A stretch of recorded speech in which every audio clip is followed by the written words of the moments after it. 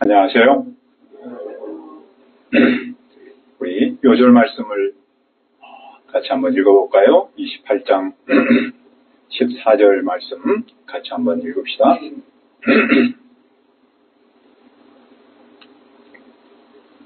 시작. 만군의 여호와 이스라엘의 하나님께서 이와 같이 말씀하시니라. 내가 새 멍에로 이 모든 나라의 복에 바벨론 왕 느부갓네살을 섬기게 하였으니 그들이 그를 섬기리라. 내가 들짐승도 그에게 주었느니라 하라. 은혜로우신 아버지 하나님, 이 시간 예배하기를 원합니다. 성령 하나님께서 우리와 함께 하시고 한 말씀을 허락하여 주옵소서. 이 예배를 축복하시고 인도해 주옵소서. 예수님의 이름으로 기도합니다. 아멘. 오늘날 많은 사람이 관심을 두는 주제 중 하나는 아마 다이어트겠죠. 이런 광고를 들은 적이 있을 겁니다. 이 약만 먹으면 한 달에 10kg을 뺄 수 있다. 근데 참 솔깃하지만 많은 사람들은 그것이 진실이 아닌 것을 알죠. 반면 이런 말도 있습니다. 꾸준히 식단을 조절하고 땀 흘려 운동하며 몇 달 이상 열심히 노력하면 건강하게 체중을 조금 뺄 수 있다. 참 듣기에는 별로 좋은 말 아니지만 사실은 이것은 진실이죠. 당시 유다 백성 앞에도 두 가지 말씀이 있었습니다. 느부갓네살을 섬길 필요가 없다. 설사 섬겨도 2년 만에 끝난다. 이 말은 희망적으로 들리지만 사실은 거짓이었습니다. 한편 느부갓네살을 섬기한다. 그것도 70년 동안이나 섬기한다. 이 말은 듣기에 몹시 고통스러운 말이었지만 사실은 진실이었습니다. 오늘 우리는 어떻게 살아야 합니까? 첫째, 하나님이 세운 멍에. 유다왕 여호야김이 다스리던 때 여호와의 말씀이 예레미야에게 임했습니다. 하나님은 예레미야에게 줄과 멍에를 만들어 목에 걸라라고 하셨습니다. 왜냐하면 에돔, 모압, 암몬, 두로, 시돈 등의 나라가 바벨론에 대항하기 위해서 예루살렘에 모였기 때문입니다. 그들은 유다왕 시드기야를 중심으로 국제연합전선을 펼쳤는데 하나님의 뜻은 달랐습니다. 예레미야는 그 사신들에게 줄 멍에와 줄을 만들어서 하나님의 메시지를 전해야 했습니다. 그 메시지를 5절부터 7절까지 세 가지로 요약할 수 있습니다. 첫째로, 만군의 여호와 이스라엘의 하나님이 땅과 짐승과 사람을 만드셨다는 겁니다. 즉 하나님이 창조이심을 증언합니다. 둘째로, 하나님은 그 만물을 보기에 옳은 자에게 맡기신다. 여기서 옳은 자는 바벨론 왕 느부갓네살을 말합니다. 하나님은 이방의 왕을 내 종으로 부르며 당신의 구속사역에 쓰고자 하십니다.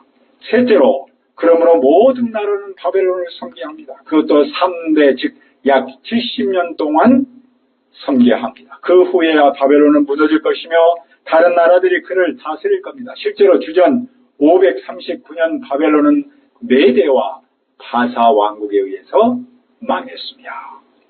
바벨론은 단순히 강한 제국이 아니라 하나님께서 직접 징계와 회복의 도구로 세우신 나라였습니다. 그러므로 바벨론을 거부하는 것은 곧 하나님이 세우신 멍에를 거부하는 것이었습니다. 만약 느부갓네살을 섬기지 않으면 여호와께서 그 나라를 멸망하기까지 칼과 기근과 전염병으로 벌하십니다. 문제는 유다 백성이 거짓 선자의 달콤한 말을 더 좋아했다는 데 있습니다.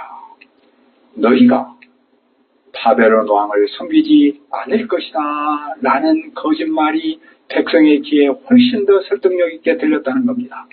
그 말을 백성은 희망의 메시지로 받아들였습니다.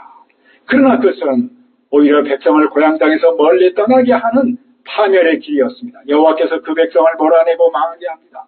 그러나 바벨론을 섬기는 나라는 여호와께서 그들을 고향에서 정착하게 하고 일하고 살도록 하십니다.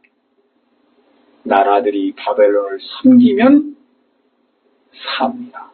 그러나 나라들이 바벨론을 섬기지 않으면 죽습니다. 그러므로 유다왕 시드기야는 어떻게 합니까? 그는 백성과 함께 바벨론 왕의 멍에를 목에 메고 바벨론 왕과 그 백성을 섬게 합니다. 그러면 그들도 삽니다. 그렇지 않으면 여호와께서 다른 나라에게 말씀하셨듯이 유다도 칼과 기근과 전염병으로 무너집니다.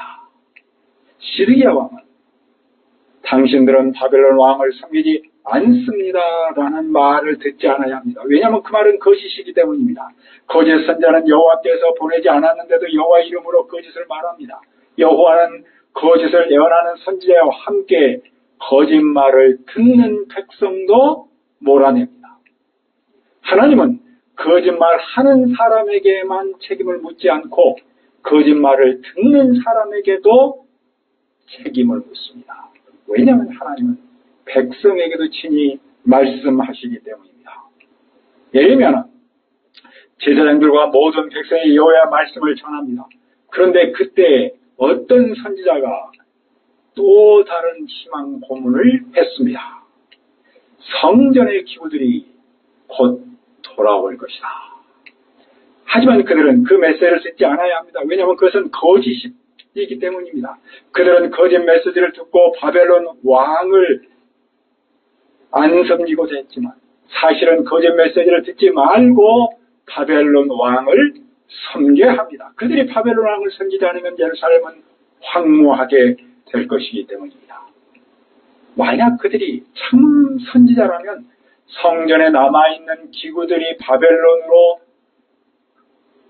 끌려가지 않도록, 뺏기지 않도록 기도해야 했습니다. 그러나 이 거짓 선지자들은 바벨론에 있는 성전 기구가 돌아온다라고만 외치고 있습니다. 여호와께서 지금 남아있는 기구들에 대해서 이렇게 말씀하십니다. 지금 남아있는 성물은 바벨론 왕 느부갓네살이 유다의 왕 여호와김의 아들 여고냐와 유다와 예루살렘 모든 귀인을 예루살렘에서 바벨론으로 사로잡아 옮길 때 가져가지 않은 것이다. 그런데 지금 이 남아있는 성물마저도 바벨론으로 옮겨갈 것이다. 역사 속에서 바벨론은 예루살렘을 3번 침공했습니다. 주전 650년, 605년, 그리고 597년, 그리고 586년이었습니다. 586년 마침내 예루살렘이 무너질 때 바벨론은 예루살렘 성전에 있는 많은 보물들을 다 가져가 버렸습니다. 그러나 하나님의 말씀은 끝내 희망을 품고 있습니다. 그것은 성물은 영원히 사라지지 않는다는 겁니다. 하나님께서 정하신 날 다시 모든 성물이 이곳으로 돌아옵니다. 그러나 거짓 선자가 말한 것처럼 2년 안에 돌아오는 것이 아니라 70년 후에 돌아옵니다. 이런 가운데 듣기 좋은 말과 들어야 하는 말은 무엇입니까? 둘째, 듣기 좋은 말과 들어야 하는 말. 유다왕 시드기야가 다스리기 시작한 지 4년째 되던 성전 한가운데서 충격적인 장면이 벌어졌습니다. 선지자 하나냐가 제사장들과 모든 백성이 지켜보는 자리에서 선지자 예레미야에게 정면으로 도전했습니다. 예레미야는 앞서 모든 나라가 바벨론을 3대 곧 70년 동안 섬겨야 한다고 선포했죠. 그런데 하나냐는 여호와께서 바벨론의 몽해를 꺾으셨다라고 주장합니다. 그리고 이렇게 덧붙였습니다. 바벨론이 빼앗간 성전 기구들이 2년 안에 돌아올 것이다. 포로로 잡혀간 여고냐 왕과 모든 백성이 곧 돌아올 것이다. 한마디로 예레미야는 성전에서 심판 설교를 하고 있었는데 하나냐는 똑같은 자리에서 구원 설교를 하고 있다는 겁니다. 하나냐의 구원 설교의 근거는 어디에서 온 겁니까? 그냥 자기가 막 생각해서 상상의 날개를 편 것은 아니었습니다. 그는 일종의 전통신학에 기대어 말했습니다. 그 전통신학은 여호와께서 성전에 계시며 반드시 시온을 지키신다라는 신앙이었습니다. 그리고 유다는 하나님의 택한 백성이다. 택한 백성은 절대로 버림을 받지 않는다라는 언약신학을 절대화했던 겁니다. 실제로 약 100년 전 이사야 시대 때 아람과 에브라임이 동맹을 맺어서 유다를 위협했습니다. 그때 하나님은 임마누엘의 하나님을 약속하셨습니다. 하나님은 우리와 함께 하신다. 이 믿음은 유다가 외세 침략 속에서도 살아남았던 역사적 경험이기도 했습니다. 그런데 하나냐는 과거 이스라엘 시대에 하나님이 예루살렘을 지키셨던 그 사건만 강조했습니다. 다시 말하면 그때 백성의 회개와 순종은 그냥 넘어와 버렸던 겁니다. 그런 그는 하나님은 우리를 설사 징계한다고 할지라도 짧게 끝낸다라는 낙관적인 시간표를 말했던 겁니다. 그런 하나냐의 주장을 향해서 예레미야는 곧장 반박합니다. 그런 하나냐처럼 자기도 성전 기구와 포로들이 돌아오기를 간절히 바란다고 인정합니다. 그러나 그가 강조하는 바는 사람이 듣기 원하는 말을 듣기보다도 하나님이 지금 주시는 말씀을 들어야 한다는 겁니다. 그러면서 그는 참 선지자의 기준을 밝힙니다. 예로부터 선지자들은 전쟁과 재앙과 심판을 예언했습니다. 반면 평화만 있다라고 한 사람들, 즉 심판은 없고 번영만 있다라고 하는 그런 선지자들이 있었는데 그 선지자들의 말은 실제로 그것이 이루어진 후에야 참임을 증명할 수 있는 것이죠. 따라서 2년 안에 멍에가 꺾인다라는 하나의 말은 성취되지 않는다면 그것은 이상일 뿐이고 가짜일 뿐입니다. 참 선지자의 권위는 사람들의 듣기 좋은 말만 전하는 데 있지 아니하고 그 말씀이 성취되느냐에 있다는 겁니다. 그때 하나님의 반응이 어떠합니까? 그런 예레미야의 성진 행위 멍에를 빼앗아 꺾어버렸습니다. 그리고 그는 다시 선언합니다. 여호와께서 2년 안에 바벨론의 멍에를 이렇게 꺾으실 것이다. 예레미야는 더는 말싸움하지 않고 자기의 길을 걸어갔습니다. 그런데 하나님의 말씀이 예레미야에게 다시 임했습니다. 그것은 하나님에 관한 말씀인데 네가 나무 멍에들을 꺾었으나 그 대신 쇠 멍에들을 만들었다라는 겁니다.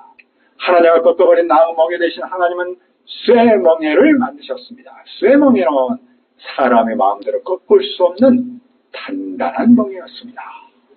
왜 여호와는 쇠 멍에를 만드셨습니까?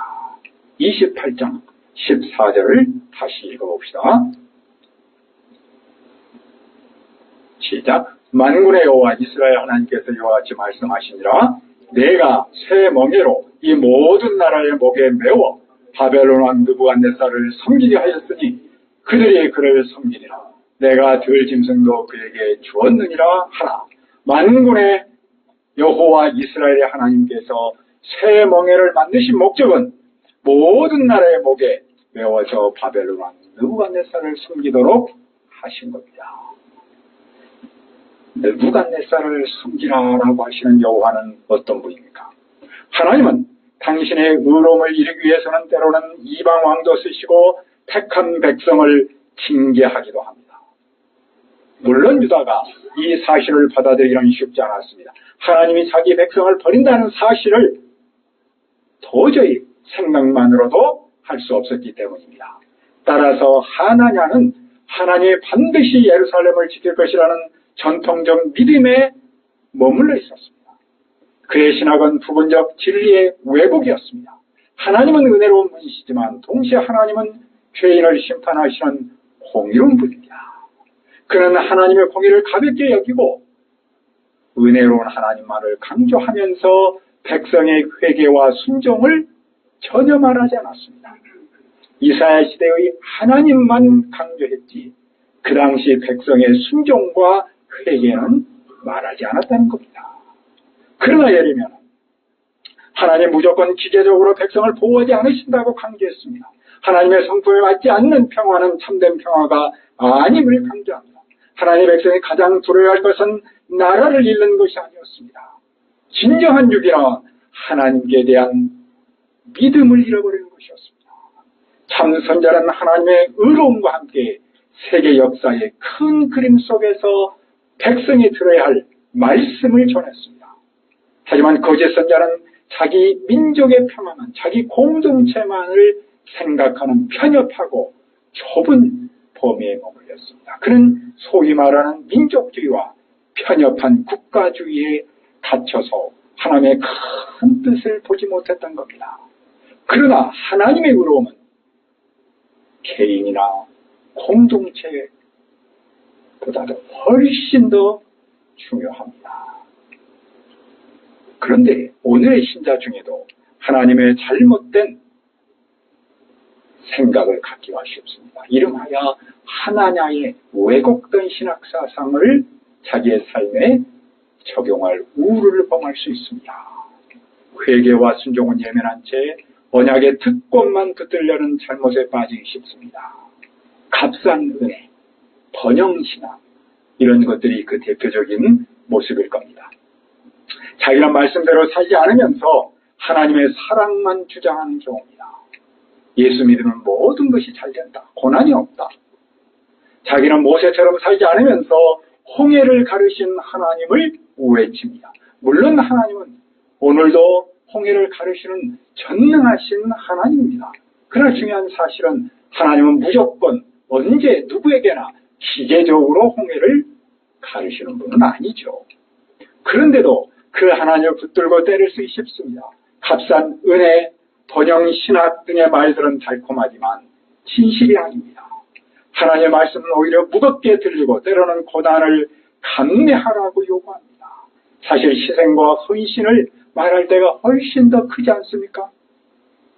하나냐는 듣기 좋은 말만 전했지만 에레미야는 불편해도 반드시 들어야 할 말씀을 전했습니다. 하나님은 무조건 우리를 지키는 분이 아니라 공의와 거룩을 위해서라면 징계도 허락하는 분이죠. 오늘 우리에게 필요한 것은 값싼 은혜나 번영신앙이 아니라 회개와 순종을 통한 십자가 신앙입니다. 듣기 좋은 말이 아니라 들어야 할 말씀의 귀를 기울일 때 바로 거기에 생명이 있습니다. 그러면 하나님의 본질 문제는 무엇입니까? 그의 문제는 단순히 말이 틀린 것이 아니라 하나님께서 보내지 않으셨는데도 백성을 속였다는 데 있었습니다. 그는 2년 안에 끝난다라는 희망 고문으로 백성을 마음을 빼앗았습니다. 하나님은 그를 그 땅에서 제하겠다고 선언하셨습니다. 그 말씀대로 그는 그의 치료를 죽었습니다. 하나님의 죽음을 통해서 무엇을 생각할 수 있습니까? 듣기 좋은 말이 하나님의 말씀이 아니라는 사실이죠. 거짓 선자는 자기의 말이 이루어지지 않으므로 거짓이 드러나고 하나님께서 친히 심판하신다는 사실을 가르치고 있습니다. 하냐나는 전통신학과 민족적 자존심에 기대어 거짓말을 했습니다. 물론 전통신학은 매우 중요합니다. 하지만 전통에 갇혀버리면 새로운 시대의 말씀을 거부합니다. 전통에 집착하는 것은 이데올로기로 굳어질 수 있습니다.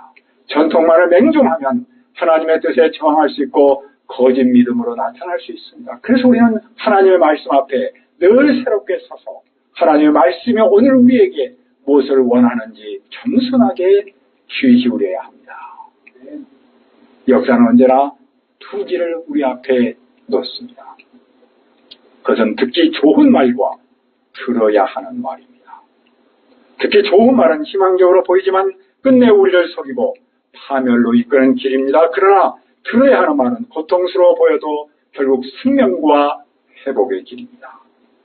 우리가 가을 학기를 시작하면서 들어야 하는 말씀을 듣고 캠퍼스와 이웃의 전도에 도전할 수 있기를 기도합니다. 은혜로우신 아버지 하나님, 우리가 듣기 좋은 말보다도 들어야 하는 말을 듣기를 원합니다. 우리가 가을 학기를 시작하면서 들어야 하는 하나님의 말씀을 듣고 캠퍼스와 이웃을 향해 전도 사역에 도전할 수 있도록 인도하여 주옵소서. 예수님의 이름으로 기도합니다. 아멘.